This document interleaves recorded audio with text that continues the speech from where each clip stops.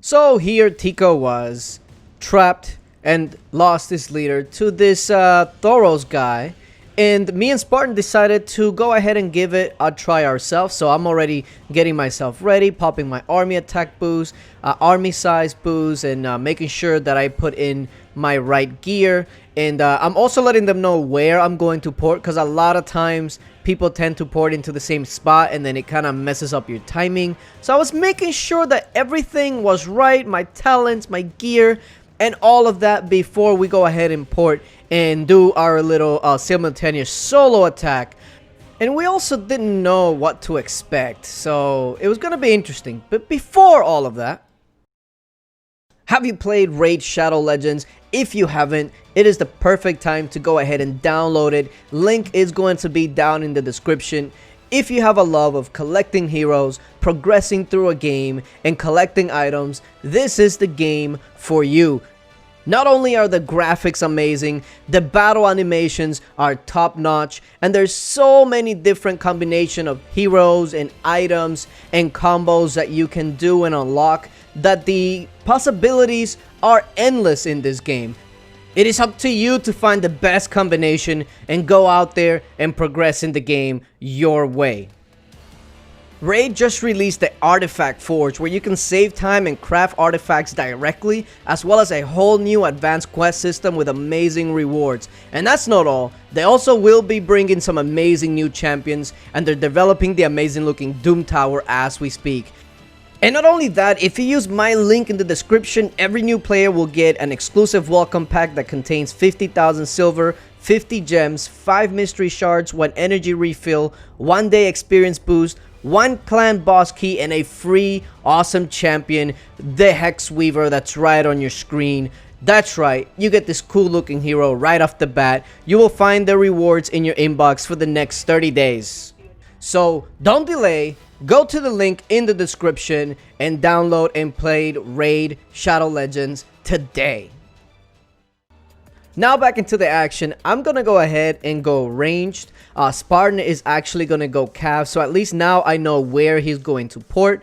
So now it's just a matter of time of waiting for him to say go, and he went ahead and said go right there. So I'm gonna go ahead and send my range blast and see exactly where his walk is. I noticed that he was almost there, so I started using 75% boost. Spartan did burn him on the first try, and then Girl with Soul is coming in with her attack. Unfortunately, Thoros went ahead and popped that shield. So look at Tico. Tico wanted his revenge. He was coming in right after getting his hero back. But yeah, Thoros. I don't know if he was just not expecting somebody to go ahead and pour it right in. I don't even know if he got to switch gear.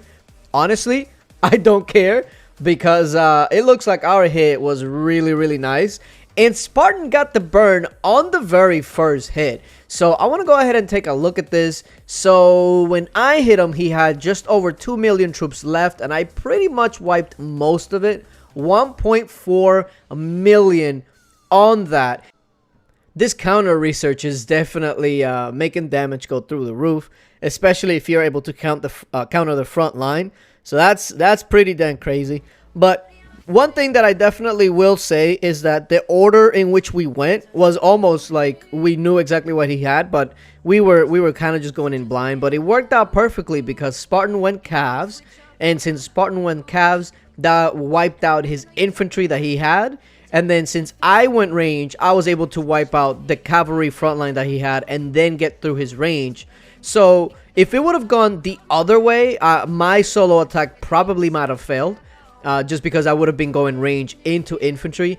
And nobody really wants to hit infantry with your range. So I feel like that worked out perfectly. We were able to go ahead and rescue Tico's leader. Even though he wasn't able to get his solo in right after. But I feel like that was pretty dang good. I actually want to go ahead and take a look at the actual battle, because these familiars weren't really that good, and he had T3. It's just not really a very solid comp. Like if he sees a hit coming and he can counter it, then maybe. But the way that we attacked, I don't think he really stood much of a chance. So I guess now he'll be able to rebuild into something better. But yeah, he's gonna need a lot more troops than that if he wants to trap nowadays, because yeah, with all this counter stuff, it's actually ridiculous. So I want to go ahead and take a look at this battle and see how it actually all went for me.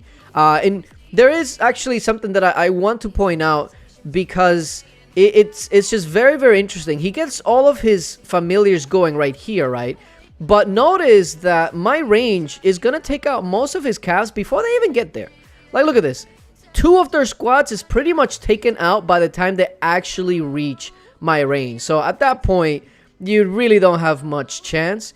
And then from there, it's just easy peasy. Like, look at this. Now I get my familiars going, and yeah,